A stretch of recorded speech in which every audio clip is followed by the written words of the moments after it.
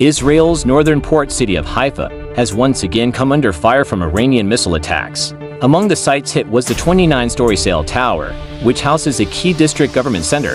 Haifa has been repeatedly targeted in recent strikes, and according to the city's mayor, the sensitive locations were struck on Friday. A wave of ballistic missiles triggered air raid sirens across the country, appearing to target a wide array of locations. While Israel's missile defense systems continue to intercept many incoming threats, analysts suggest the nature of the attacks is shifting. It seems Iran is reducing the number of missiles per salvo from 40 to fewer than 10 but expanding the variety of targets. This could be an attempt to outmaneuver point defense systems. Although the military effectiveness of these strikes is decreasing, their political and psychological impact is growing. Earlier, a technology park in southern Israel was hit.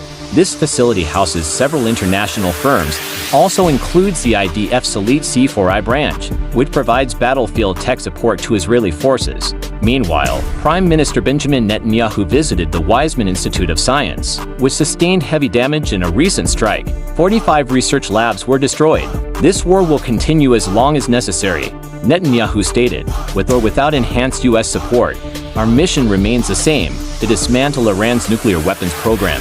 We have the capabilities. The U.S. will make decisions based on its interests, will act based on what's best for Israel. Iranian state TV released footage claiming to show missiles being launched toward Israeli territory.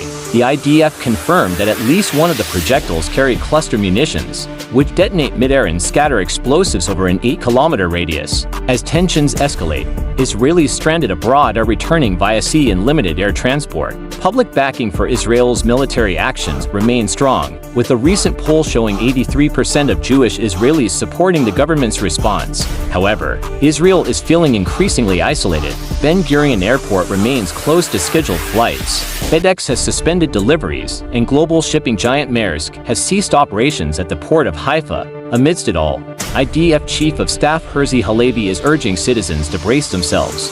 Greater than we must be ready for a prolonged and complex campaign.